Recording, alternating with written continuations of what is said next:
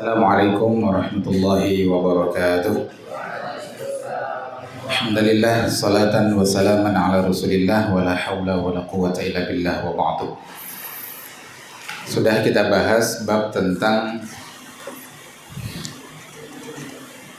Nizamul Islam, bab yang merupakan judul dari kitab ini. Dan di bagian akhir dari bab ini disebutkan al-Islamu aqidatun wa nuzumun. Amman nuzumu fahiya al-ahkamu syar'iyyatul lati tunazzimu syu'unal insan. Jadi nizam itu adalah hukum-hukum syariat. Nizam fil Islam itu adalah al-ahkamu syari'ah, hukum-hukum syariat untuk mengatur urusan manusia. Nah, makanya kemudian bab selanjutnya berjudul al-hukmu syar'i. Jadi ini munasabah berkaitan ya bainal bab nizamul Islam wal bab al-hukmi syar'i. Kaitannya begitu. Jadi kita sudah dihantarkan di bab sebelumnya tentang makna an-nuzum, di mana di sana disebut an-nuzum hiya al-ahkamu syar'iyyah allati tunazzimu syu'unal insan. Nah, ma makna hukmu syar'i? Nah, ini kita bahas. Bismillahirrahmanirrahim. Qala al-musannifu al-alama asy-syaikh Taqiyuddin an-Nabhani fi kitabih Nizamul Islam wa nafa'ana Allah bihi wa bi 'ulumihi fid dharaini amin. Al-hukmu syar'i, hukum syariat. Huwa khitabu syari'i al-muta'alliqu bi af'alil ibad, yaitu seruan dari pembuat syariat. Siapa pembuat syariat? Allah. Digunakan lafadz asyari itu supaya kemudian mencakup Al-Quran dan As-Sunnah. Kalau dalam kitab usul fiqh, misalkan usul fikih karangan Abu Zahra atau karangan-karangan lain termasuk Syekh Wahbah Zuhaili di kitab usul fikih Islami, itu dita'rifkan al-hukmu syar'i huwa khitabullah. Nah, itu tidak salah karena makna dari huwa khitabullah kata mereka itu juga termasuk adalah hadis Nabi. Tapi dari sisi pilihan kata itu akan lebih tepat menggunakan lafadz asyari. Karena ketika disebut asyari membuat syariat, maka itu tercakup Allah dan juga Rasulullah. Karena hadis Nabi itu adalah lafzan minar rasul wa ma'nan minallah. Makanya lafadz asyari yang dipilih. Al-muta'alliq yang berkaitan bi af'alil ibad, dengan perbuatan-perbuatan hamba. Kalau di kitab usul fikih lain tadi itu bi af'alil mukallafin. Ya, berkaitan dengan perbuatan-perbuatan mukallaf. Nah, ini dianggap kurang presisi, kurang tepat karena hukum syariat itu ternyata tidak hanya mengatur hukum-hukum untuk mukallaf. Ada hukum-hukum terkait orang gila. Ada hukum-hukum terkait anak kecil. Harta anak kecil, anak yatim misalkan ditinggal mati bapaknya, duitnya banyak, miliaran. Ya, itu dikeluarkan zakatnya tidak? Jawabnya kan dikeluarkan zakatnya. Berarti ada hukum terhadap harta anak yatim. Padahal dia masih anak. Dia belum balik. Kalau belum balik sudah mukallaf atau belum? Belum. Maka istilah yang lebih tepat itu adalah ibad. Karena ibad itu mencakup baik mukallaf maupun ghairu mukallaf. Nah, khalas itu antum hafal itu. Al-hukmu syar'i huwa khitabu syari' al-muta'alliqu bi af'alil ibad. Wa huwa imma ay yakuna qat'iyyas subuti kal Qur'anil Karimi wal hadisil mutawatir. Wa huwa yakni khitabu syari', di sini kembalinya khitabu syari'. Itu bisa jadi berupa qat'iyyus subut, qat'i sumbernya, qat'i penetapannya, seperti Al-Qur'an dan hadis mutawatir. Audhaniyas subuti kal hadisi ghairil mutawatir, atau subutnya, sumbernya, penetapannya itu dhanni. Ya. Sudah tahu antum ketika ngaji waraqat, dhanni itu artinya sebenarnya sudah ditarjih. Sudah menguatkan kepada sesuatu. Ya kan? Ada istilah apa? Qat'i atau yakin, ada istilah dhan, ada istilah syak, ada istilah waham. Sudah tahu itu ya? Nah, ketika disebut dhanni subut, artinya sudah tarjih, condong, mendekati kepada qat'i atau yakin tapi belum sampai. Seperti apa? Yaitu hadis ghairu mutawatir. Selain mutawatir berarti hadis ahad. Hadis ahad ada 3, disingkat MAG. M masyhur, aziz, gharib. Ada? Hafal Ustaz? Jadi sampai istilah-istilah usul hadis sudah hafal mereka. Nah, fa in kana qat'iyya subuti,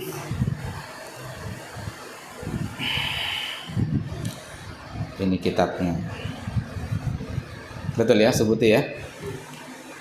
Fa in kana qat'iyya subuti yunzar.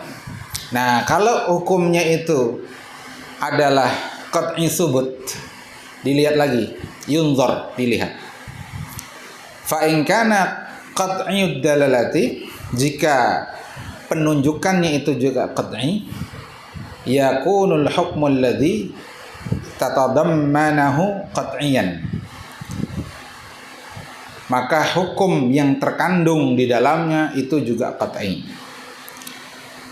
Jadi dilihat, jadi ditinjau itu dari 2 sisi, dari sisi subut dan dari sisi dalalah. Apa tadi? Subut dan dalalah, sumber dan penunjukannya.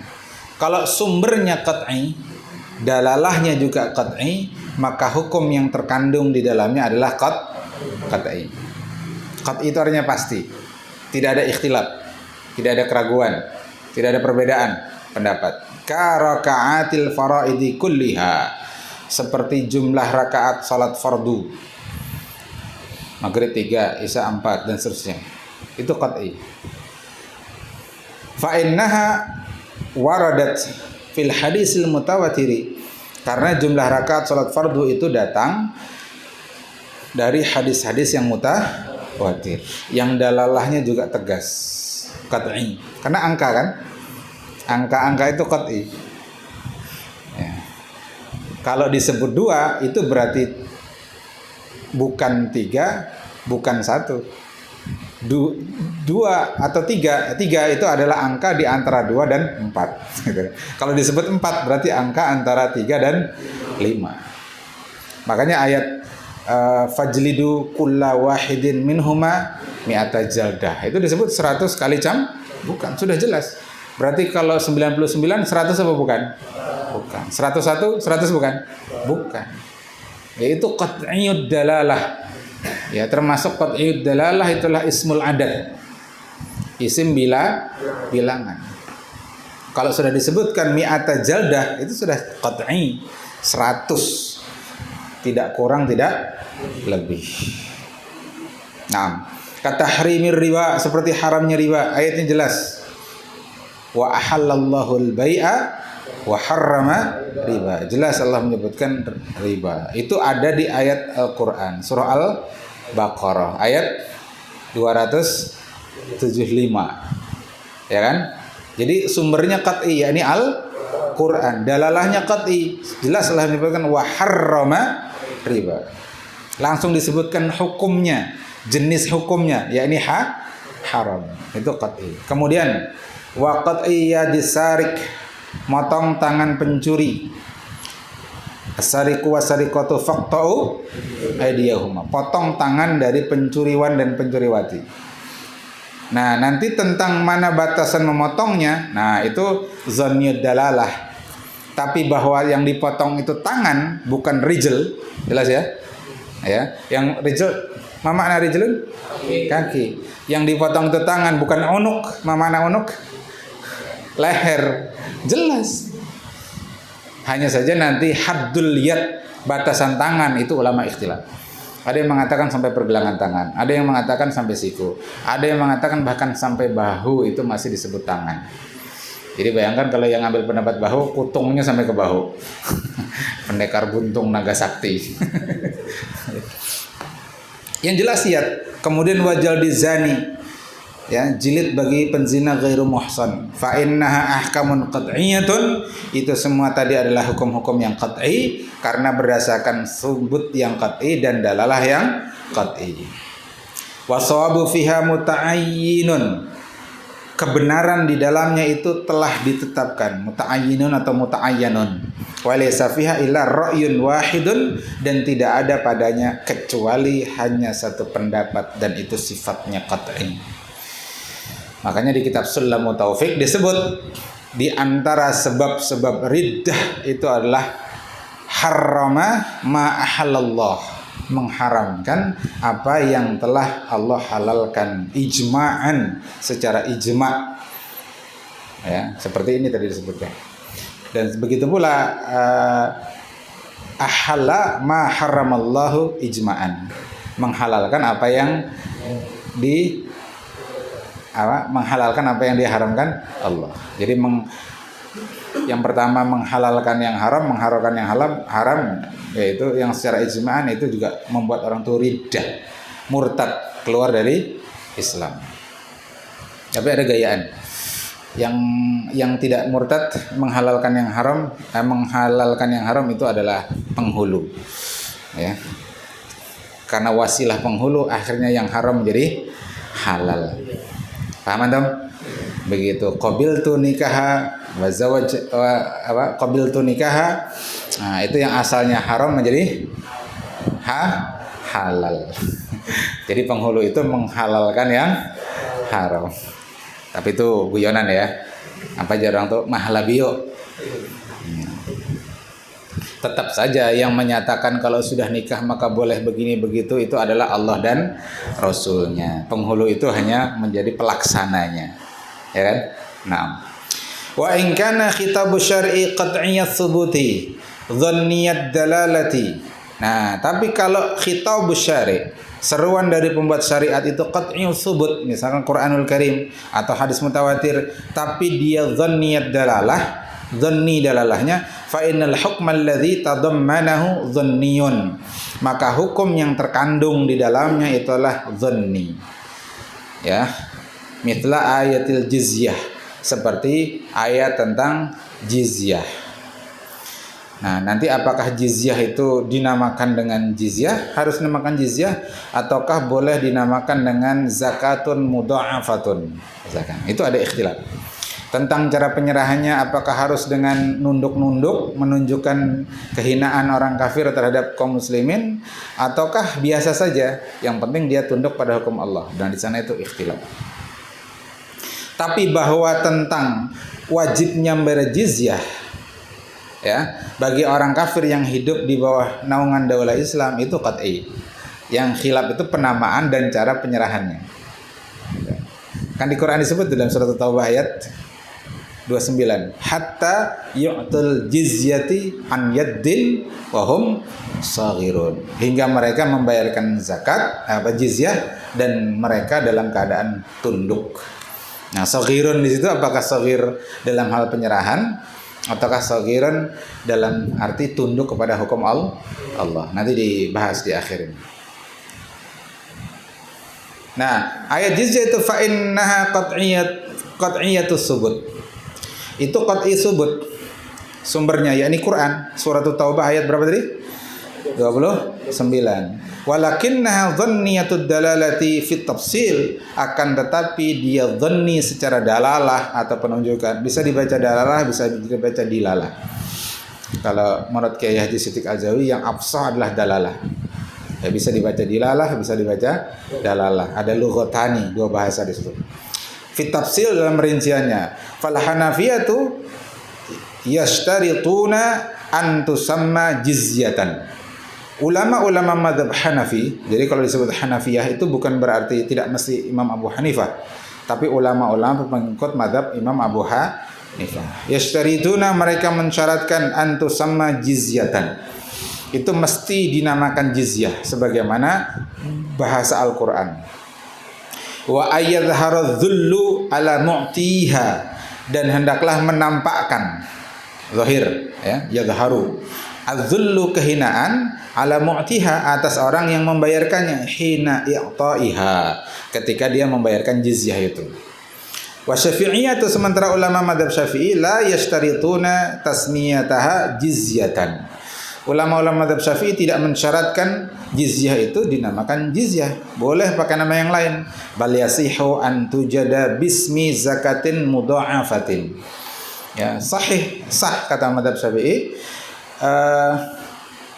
Tu'khadhu ya. Tu'khadha. Nah, di sini haknya enggak pakai kha.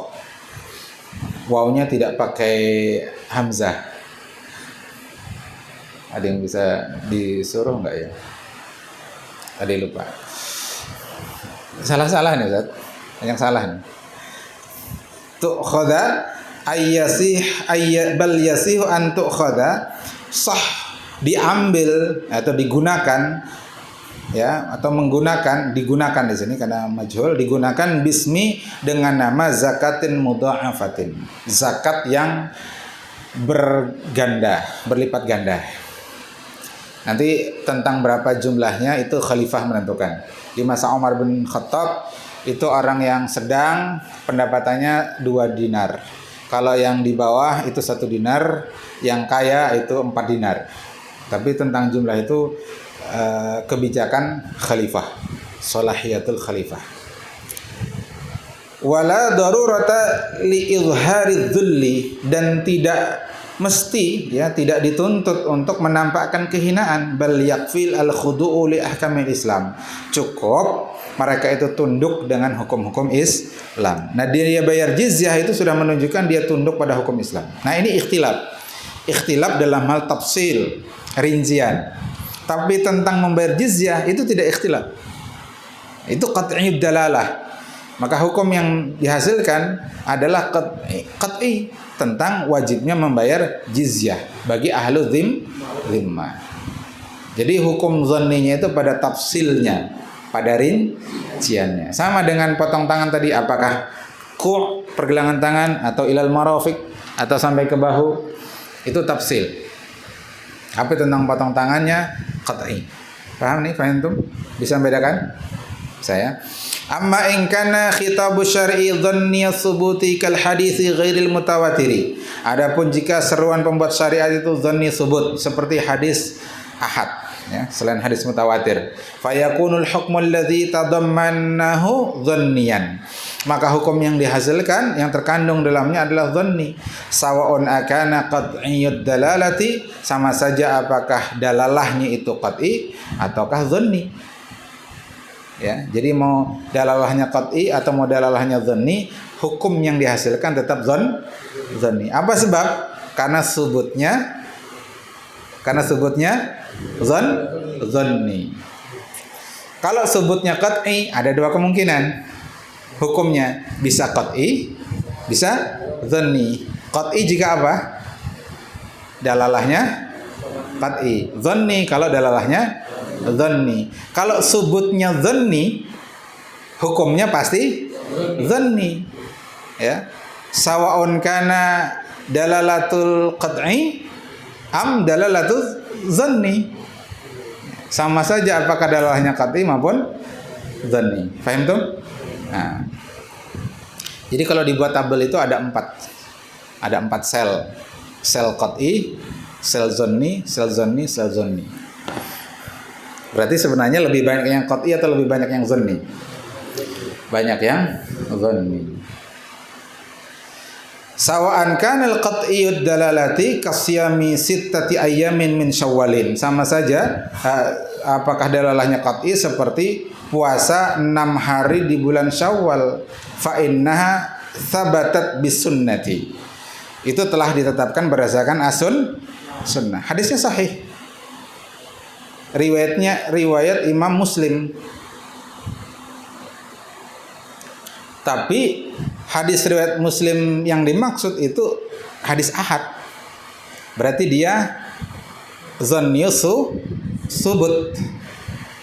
Meskipun secara dalalah qat'i. Coba antum perhatikan hadisnya. Nabi menyatakan, "Man shoma Ramadhana," siapa yang berpuasa di bulan Ramadan, "tsumma atba'ahu," kemudian dia mengikutkannya, "sittan min Syawalin." Jelas kan? 6 sittan, ismul adad.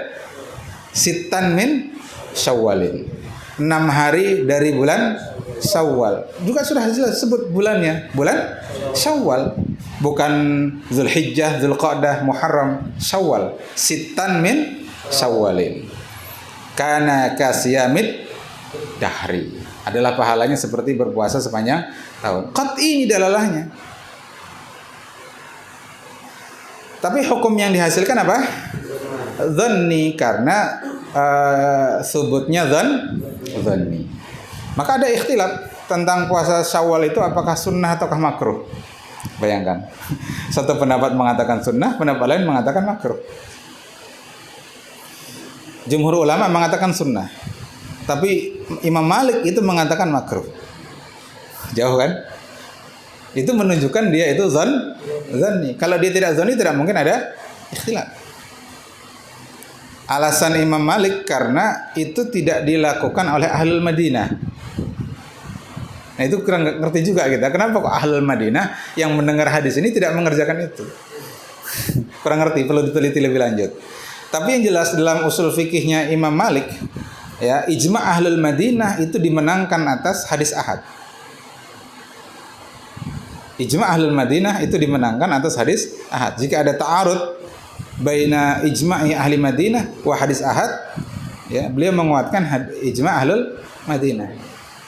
Kan beliau imam Darul Hijrah, ya, Imam Malik bin Anas. Beliau nggak pernah pindah dari Madinah. Ya, kalau paling berangkat haji balik lagi. Dia nggak pernah pindah-pindah seperti Imam Malik, seperti Imam Syafi'i. Ya, beliau khusus di Madinah karena kecintaannya dengan Madinah, kecintaannya dengan Madinatul Nabi, termasuk dengan Nabi Sallallahu Alaihi Wasallam. Tentu karena Nabi dia cinta Madinah, kan begitu. Nah, karena itu kata beliau, karena tidak dilakukan oleh ahli Madinah, beliau menyatakan puasa 6 hari di bulan Syawal itu hukumnya makruh. Ayo, kan ikhtilaf. Nah, adanya ikhtilaf itu menunjukkan bahwa hukumnya dhanni.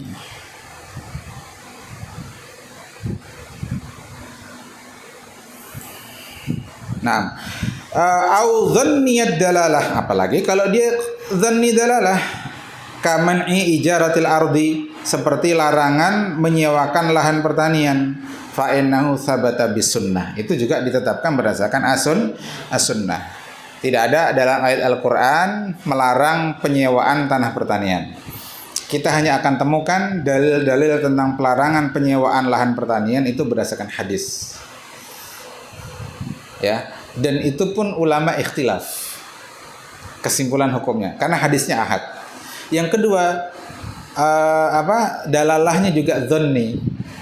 Al-Alama Syekh Taqiyuddin An-Nabhani dalam kitab An-Nizamul Iqtisadi fil Islam termasuk yang menyatakan haramnya penyewaan lahan pertanian. Tapi mazhab Syafi'i itu termasuk yang membolehkan dengan rincian. Ya, dengan rincian. Antum sudah baca itu di kitab Matan Ghayah wa Taqrib. Ada istilah muzara'ah, ada istilah apa? Lain. Ada muzara'ah, satunya ada coba di sana. Nah, ada rincian. Ya, rincian hukum tentang itu. Saat dibedakan, pembedaannya itu bibit, pupuk dan sebagainya dari pemilik lahan dengan bibit, pupuk dari pengelola tanah. Itu ada perbedaan hukum. Jadi ringkasnya kemudian ada ikhtilaf soal ini. Ya, bahkan ada hadis meskipun kami belum meneliti tambahan hadis itu. Jadi begini, larangan itu sebagaimana DSN MUI itu larangan itu menyewakan lahan pertanian jika biaya sewanya itu diambil dari hasil pertanian. Tapi kalau penyewaannya itu diambil dari harta yang lain, disebut dalam hadis itu dhahab au fiddah, maka itu diperbolehkan. Ada tambahan dari redaksi hadis itu. Nah, kurang tahu apakah DSN mencantumkan hadis itu karena tambahan itu sahih atau tidak sahih. Seingat kami Syekh Taqiyuddin Nabhani tidak mencantumkan tambahan matan pada lafaz dhahab wal fiddah. Nah, mungkin itu dianggap lemah riwayat itu oleh beliau. Wallahu ta'ala misal. Tapi intinya ada ikhtilaf itu. Poinnya di situ ada ikhtilaf. Nah, wa khitabus syari', jadi kesimpulannya ada 4 tadi ya. Coba kita ulang sekali lagi. Kalau dia qat'i tsubut, maka hukum yang dihasilkan bisa 2. Bisa qat'i, bisa dhanni. Qat'i jika apa? Dalalahnya qat'i. Dhanni jika dalalahnya dhanni. Itu 1, 2 sudah hukumnya. Kalau dhanni tsubut ya, maka hukum yang dihasilkan dhanni ya, tidak dilihat apapun jenis dalalahnya. Mau dalalahnya qat'i, hukum hasilnya tetap dhanni. Apalagi kalau dalalahnya dhanni, gitu kan? Jadi dhanni kuadrat. Si Joni kuadrat. Nah, khitab syar'i yufhimu minhu al-hukmu syar'iyyu bi ijtihadin sahihin. Seruan pembuat syariat dipahami, mestinya dibaca yubhamu ya. Yubhamu minhu, dipahami darinya al-hukmu syar'iyyu, hukum-hukum syariat bi ijtihadin sahihin, dengan ijtihad yang benar. Tolong dikoreksi, itu bacanya bi ijtihadin sahihin, bukan bi ijtihadi, karena sahihin itu sifat dari ijtihadin.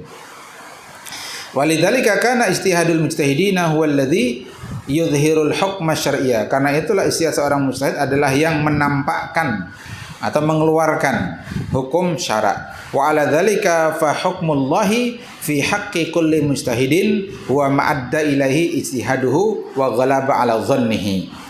Atas dasar ini maka hukum Allah pada sisi setiap mujtahid adalah apa-apa yang menghantarkan kepadanya, kepada hukum itu ijtihaduhu. Jadi ijtihadnya itu menghantarkan kepada hukum Allah. Wa ghalaba ala dhannihi, dan dengan dugaan yang kuat. Ghalaba ala dhannihi kita terjemahkan dengan dugaan itu. Nah, ini yang pernah Buya sampaikan ke Antong, bahwa hasil ijtihad seorang mujtahid itu adalah hukum Allah fi haqqil mujtahid. Jadi ijtihadnya Imam Syafi'i itulah hukum Allah, hasil istinbatnya Imam Syafi'i. Lah, madhabnya Imam Malik itu adalah hukum Allah, hasil istinbat Imam Malik.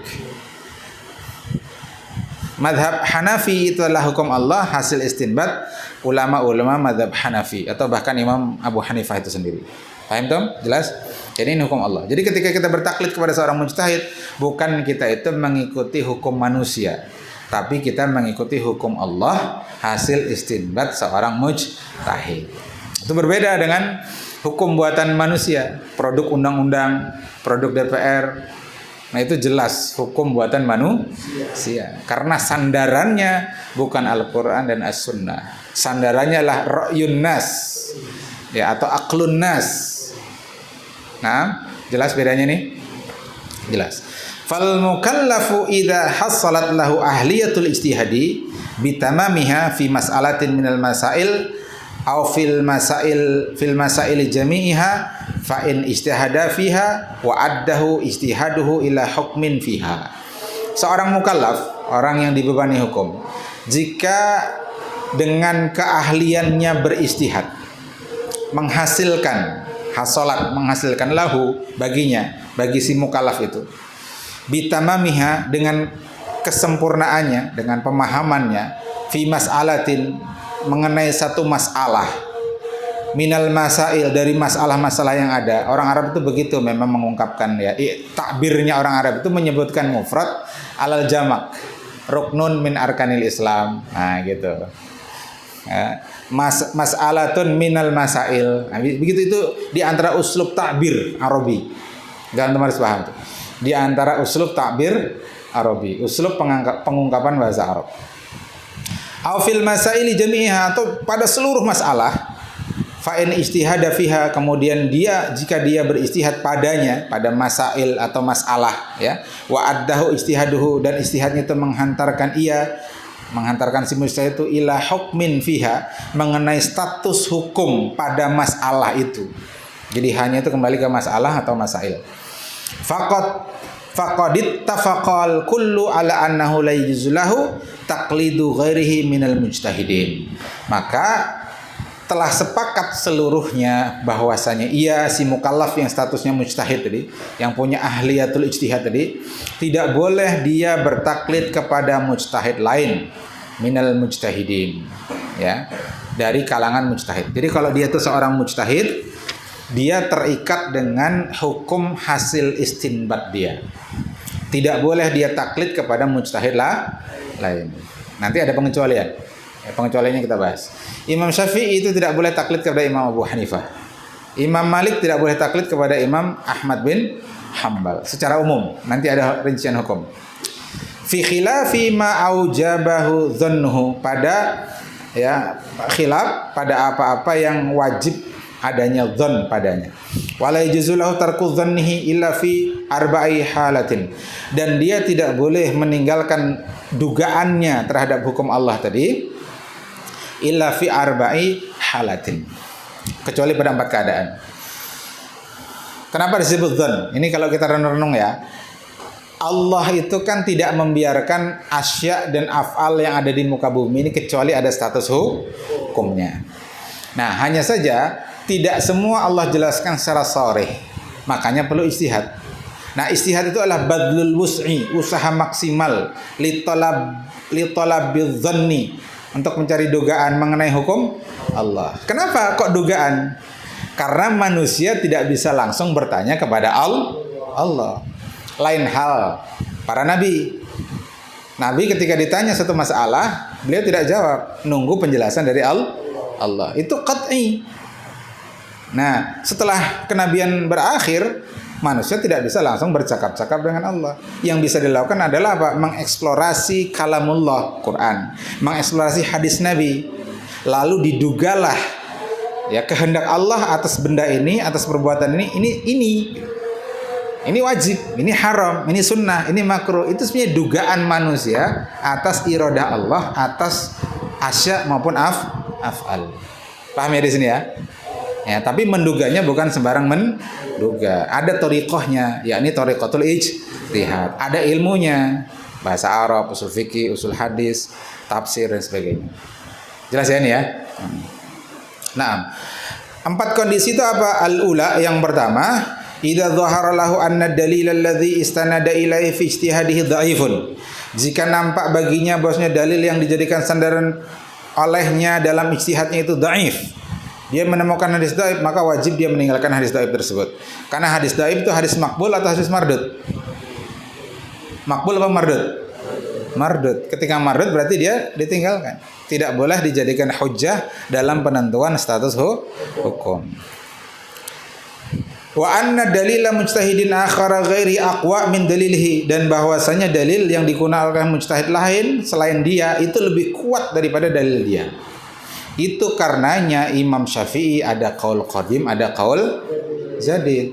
Ketika beliau hijrah ke Mesir, setelah sebelumnya di Baghdad, beliau banyak ketemu dengan murid-muridnya Imam Malik. Imam Malik ini ahlul hadis. Imam Abu Hanifah, Baghdad, itu ahlul ra'yi. Beliau hijrah ke Mesir, ketemu lagi dengan murid-muridnya Imam Malik. Ada hadis-hadis yang belum diketahui Imam Syafi'i ketika di Madinah berguru dengan Imam Malik, disampaikan oleh murid-muridnya Imam Malik. Maka kemudian Imam Syafi'i mengubah pendapatnya, jadilah qaul qadim.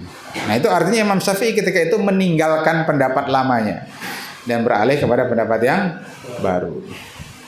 Fi hadhil halah, pada keadaan ini yajibu alaihi tarkul hukmi alladhi addahu ilaihi ijtihaduhu fil hal. Dalam kondisi seperti ini wajib atas si orang mujtahid tadi meninggalkan hukum yang ijtihadnya telah menghantarkan padanya pada hukum itu seketika itu, fil hal. Ya, tidak ma'alan tapi hal. Kalau dia tahu pendapat dia lemah, wajib ditinggalkan. Wa akhdhul hukmi aqwa dalilan, dan hendaklah dia mengambil hukum yang lebih kuat. Apa lebih kuat? Dalilnya. Atsaniyah, yang kedua, idza dhahara lahu anna mujtahidan ghairahu huwa aqdaru minhu 'ala ar-rabti aw aktsaru ittila'an 'ala al-waqi'i wa aqwa fahman li adillati aw aktsaru ittila'an 'ala al-adillati sam'iyah. Yang kedua, jika nampak baginya bahwasanya mujtahid selain dirinya itu huwa aqdar, lebih qadir, lebih apa? lebih mampu. Isim tafdil ya, lebih mampu darinya ala rabti, untuk mengkaitkan, rabat, marbut. Au aksaru ittilaan, atau lebih banyak mutolaahnya. Mutolaah apa? Alal waqi, atas fakta. Jadi dia memang mendalami tentang fikih muamalah, fakta leasing itu apa, ya, kemudian macam-macam lah itu istilah-istilah fikih muamalah. Dia lebih mengerti waqi'nya, wa aqwa fahman, dan lebih kuat pemahamannya li adillah, terhadap dalil-dalil.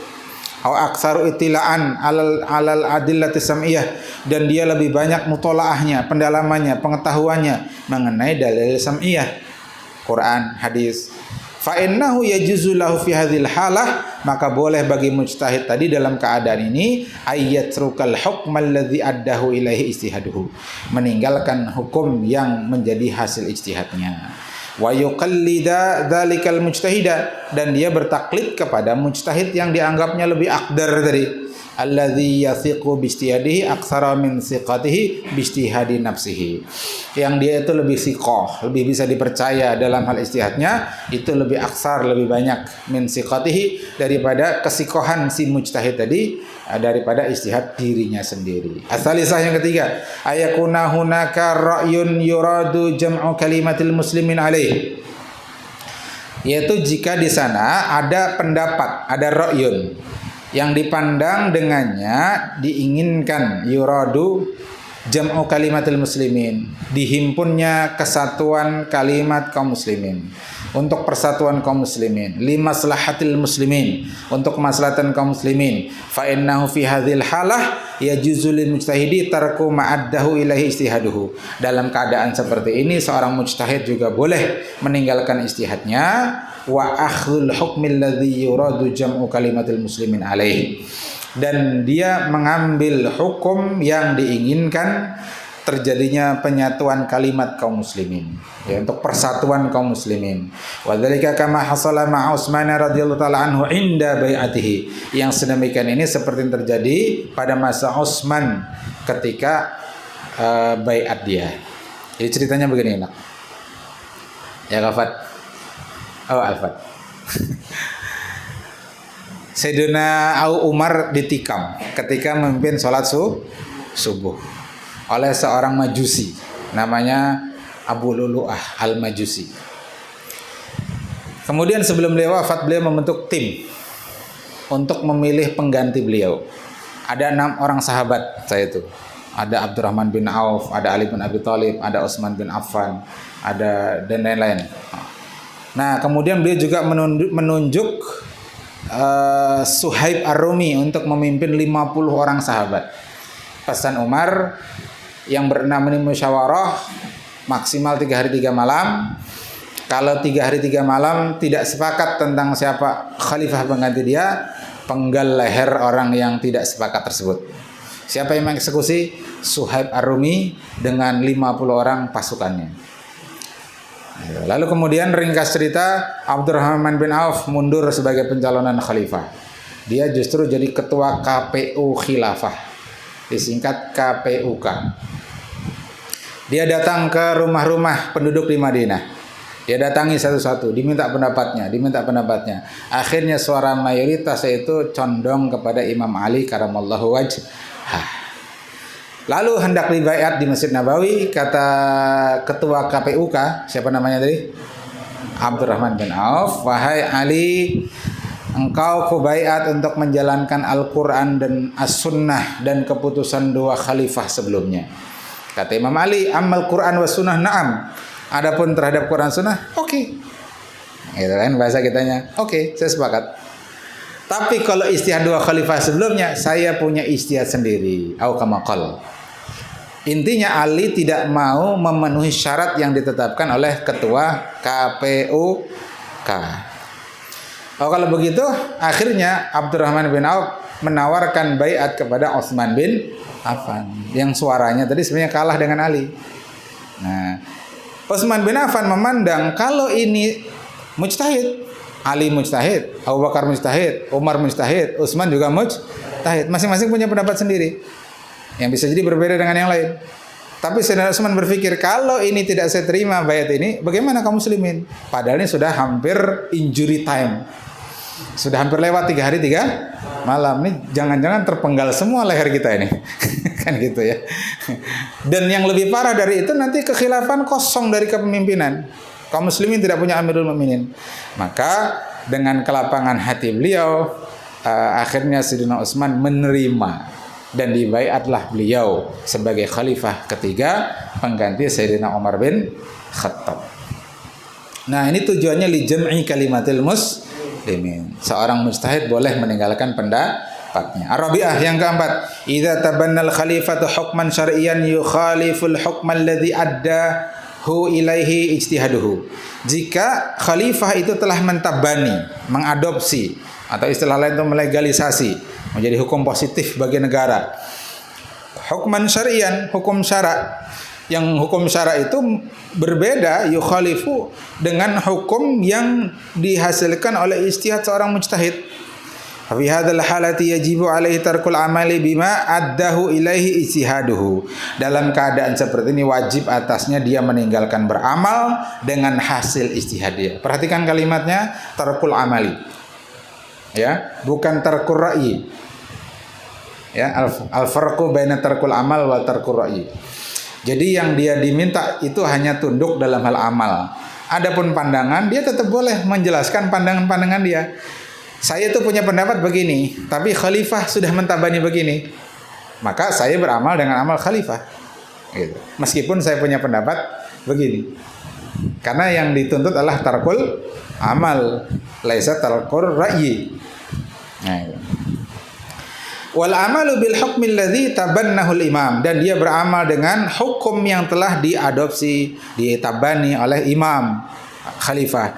Li anna ijma' sahabati qad in aqada ala anna amrul imami yarfa'ul khilaf. Karena para sahabat itu telah berijma' bahwasanya sah, ya, absah, bahwasanya perintah imam itu menghilangkan khilaf, menghilangkan perbedaan.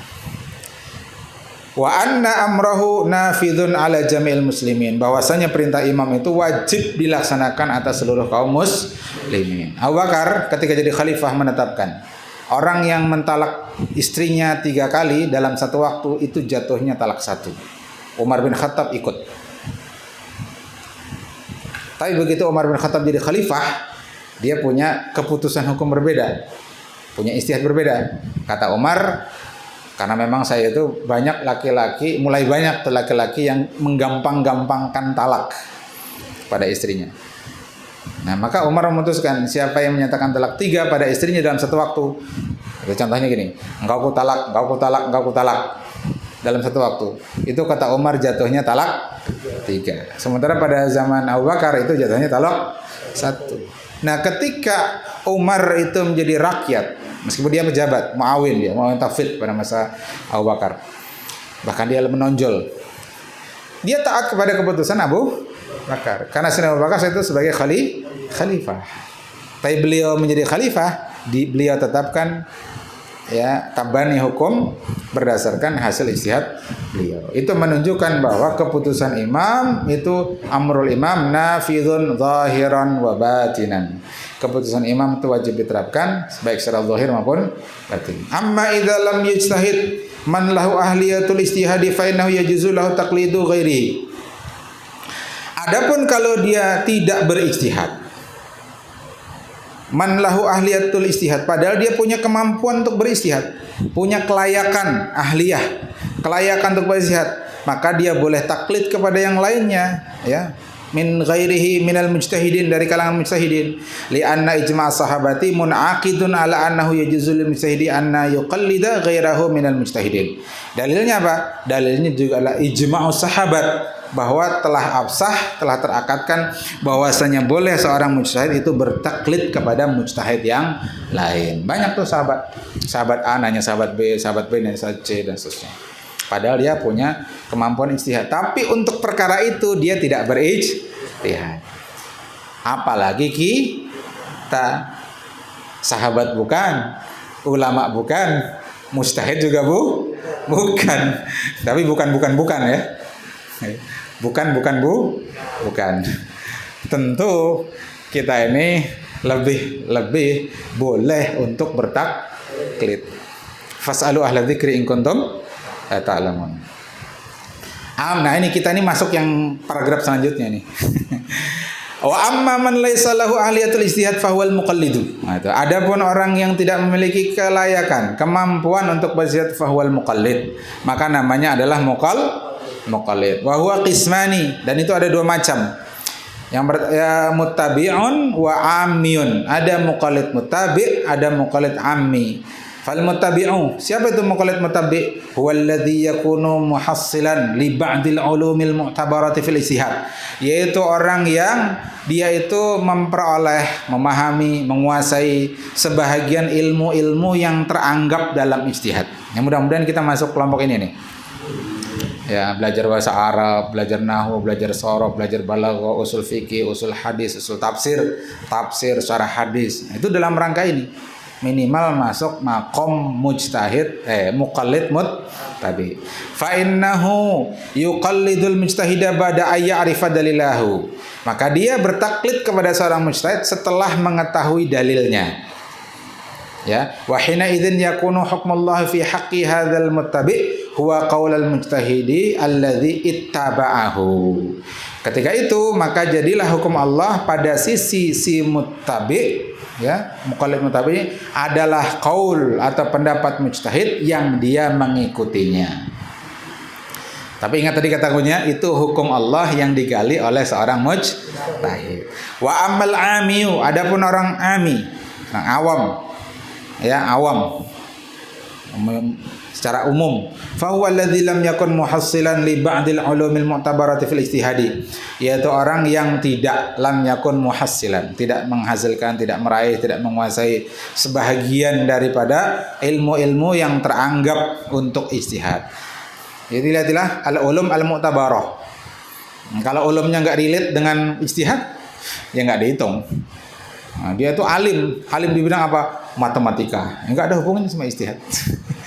Itu ghairu mu'tabarah lil ijtihad.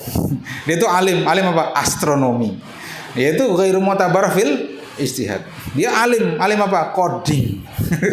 Lulusan Uniska jurusan TI misalnya. Ya kan? Itu ghairu mu'tabarah fil ijtihad. Ya, paham ya? Jadi ilmu yang mu'tabarah. Jadi kalau antum mengambil jurusan teknik, ya, yang mengambil jurusan teknik, jurusan matematika, ya itu alim, tapi alim yang ghairu mu'tabarah fil ijtihad. Ya. Fa innahu yuqallidul mujtahida duna ayya'rifa dalilahu. Nah, berarti makomnya masuk makom muqallid yang taklid kepada mujtahid tanpa mengetahui dalilnya. Apa hukumnya? Haram, ya wes, sam'an wa ta'atan. Apa hukumnya? Mubah, ya wes, sam'an wa ta'atan. Apa hukumnya? Makruh, ya wes, sam'an wa ta'atan. Enggak nanya-nanya lagi. Dalilnya apa? Nah, kata mujtahid, kamu nanya, nah, gitu. Lalu hukumnya apa? Nah, kata mujtahid, kamu bertanya-tanya. Jadi enggak nanya. Dia sam'an wa ta'atan. Haram, ya sudah. Nah, itu muqallid ammi. Dan ini kebanyakan umat Nabi Muhammad hari ini tuh levelnya muqallid ammi. Apa jar guru aja dah. Nah, jar guru haram. Jar guru boleh. Wa hadzal ammi yalzamuhu taqlidu qaulil mujtahidin. Muqallid ammi ini wajib dia taklid kepada pendapat mujtahid. Jadi lain pendapat guru. Kalau pendapat guru dilihat gurunya mujtahid atau kada. Aku taklid dan Ustaz Guru Wahyudi aja. Sidin mujtahid atau kada? Sidin dan mujtahid, antum kada boleh taklid sama ana.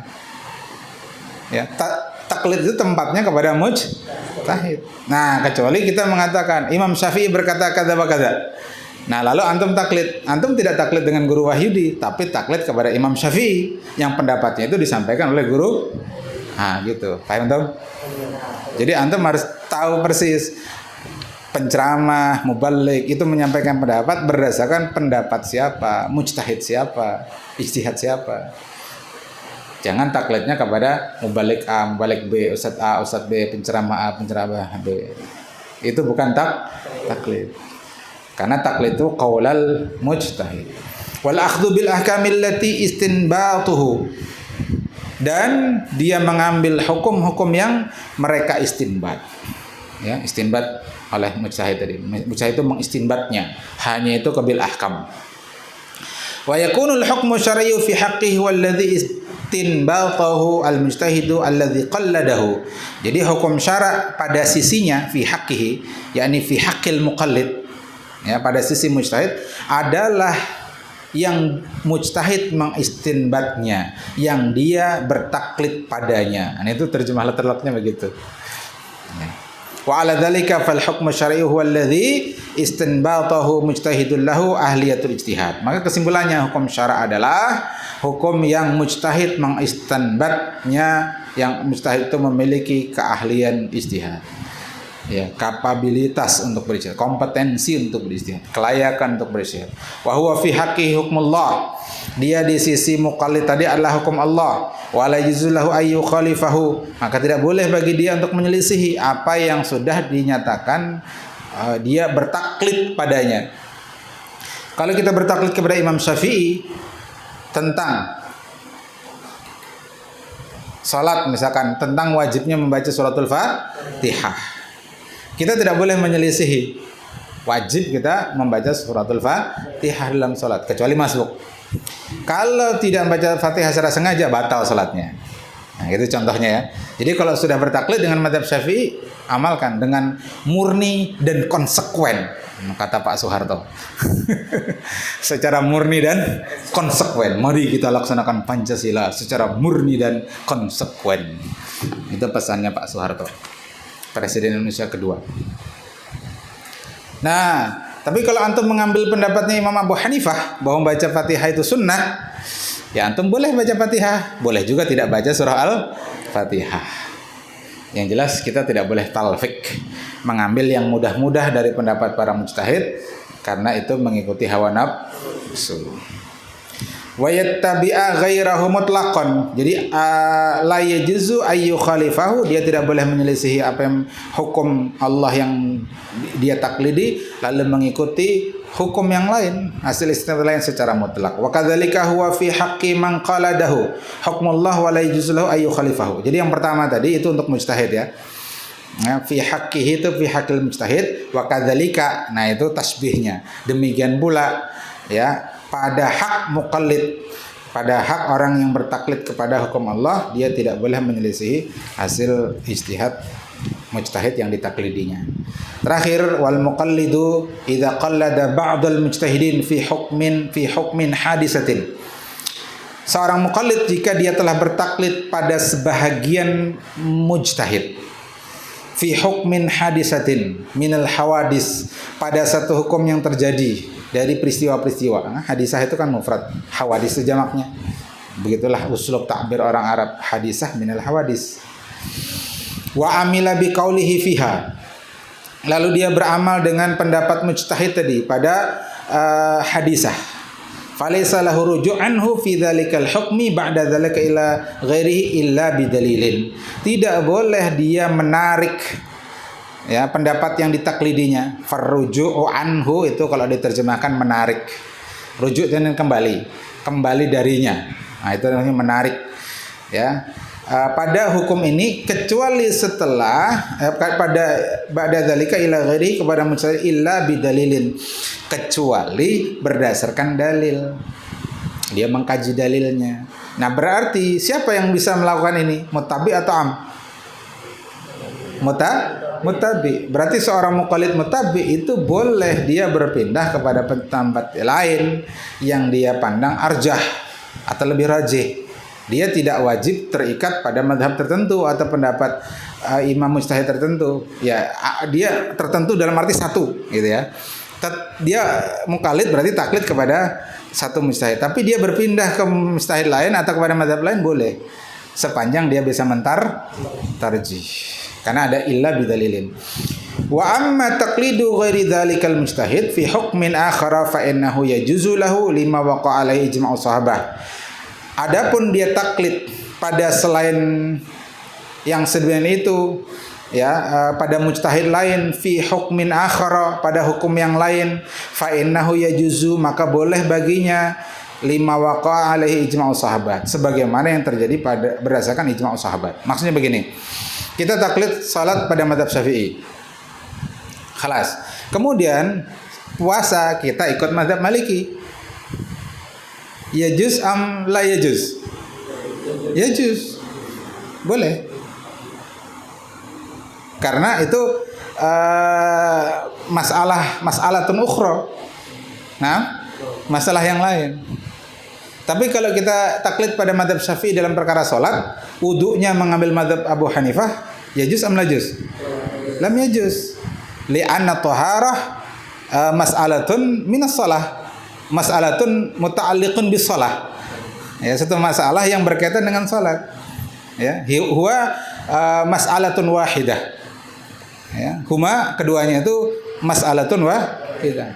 Taharah wa shalah huma mas'alatun wahidatun. Itu satu perkara. Limadza? Li'anna taharah syaratun min sihatis shalah. Paham, Tom? Nah, itu yang penting kita paham meskipun salah kaidah. Yang penting sama-sama paham. Naam. Fa innahu yajuzu lahu lima waqa'a alaihi ijma'u sahabah min taswighi istifta'il muqalladi likulli alimin fi mas'alatin. Ya, dalam hal meminta pendapat, ya, istifta kepada seorang muqallid, kepada setiap orang alim dalam satu masalah. Wa amma idza ayyana al-muqallidu madhhaban. Adapun jika seorang muqallid itu ayyana, menetapkan madhaban, madhab tertentu, kama madhab Syafi'i misalan, misalkan madhab Syafi'i, faqala, dan dia berkata ana ala madhabihi, saya itu di atas madhabnya Imam Syafi'i, saya itu mengikut madhab Imam Syafi'i, maka wa multazimun bihi, dan saya terikat dengannya, fahunaka, maka ketika itu tafsilun fi dzalik, dirinci.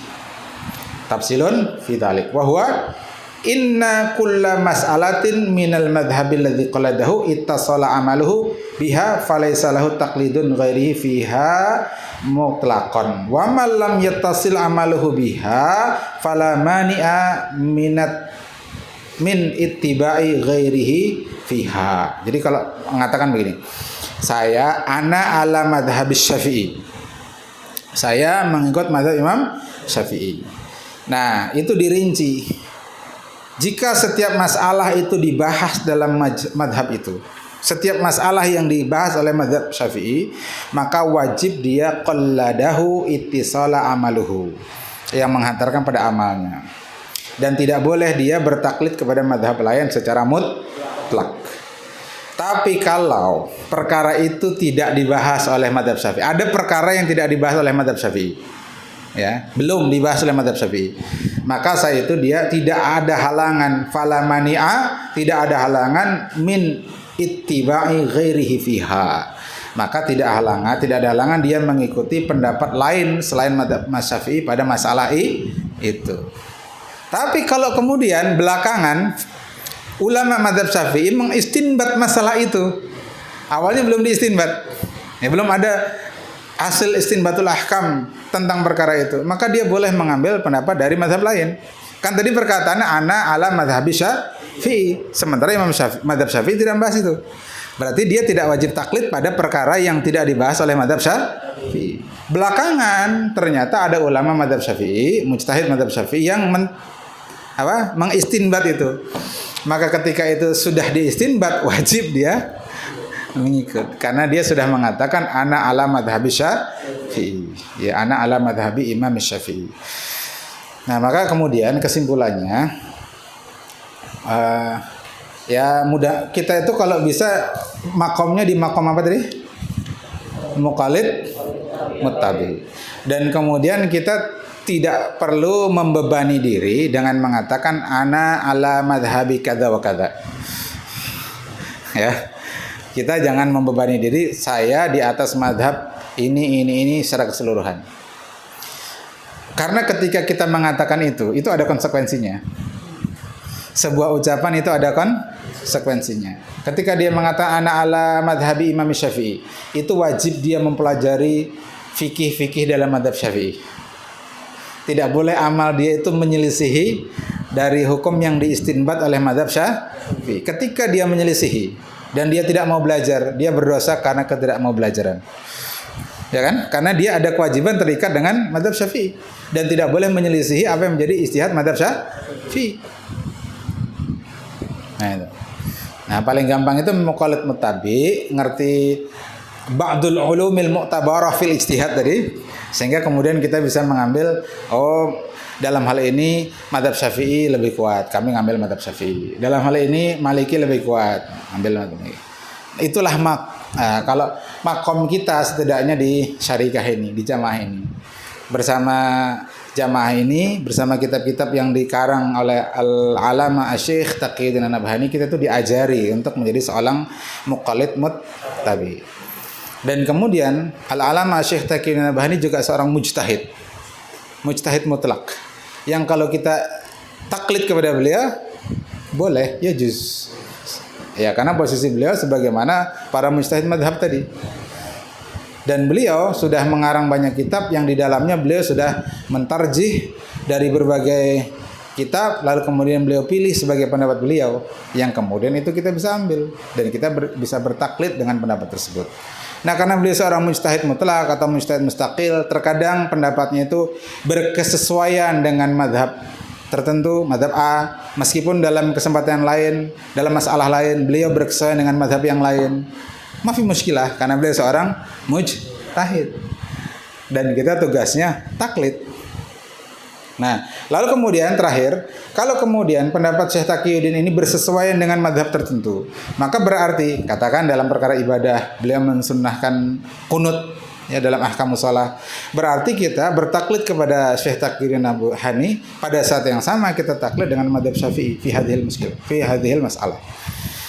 Tapi misalkan dalam perkara muamalah beliau condong kepada mazhab Hambali misalkan, ya mirip dengan Al-Mughni karangan Imam Ibnu Qudamah Al-Maqdisi misalkan, berarti kita bertaklid kepada Syekh Taqiyuddin An-Nabhani yang pada saat yang sama kita bertaklid kepada mazhab Hambali. Makanya jangan mempersulit diri dengan mengatakan ana ala madhabi kadza wa kadza. Ya, belajarlah dengan semangat, dengan sungguh-sungguh ba'dul ulumil mu'tabarah fil ijtihad, ya, linaili darajatil muqallid muttabi, agar kita sampai pada derajat muqallid muttabi. Ini minimal nih minimal. Mudah-mudahan lebih dari itu sampai pada derajat mujtahid. Amin Allahumma amin. Hadza akhiruhu wa sallallahu alaihi Muhammadin sallallahu alaihi wasallam. Subhanakallahumma bihamdik asyhadu an la ilaha illa anta astaghfiruka wa atubu ilaik. Hadanallahu ikum ajma'in wa lafa minkum. Assalamualaikum warahmatullahi wabarakatuh.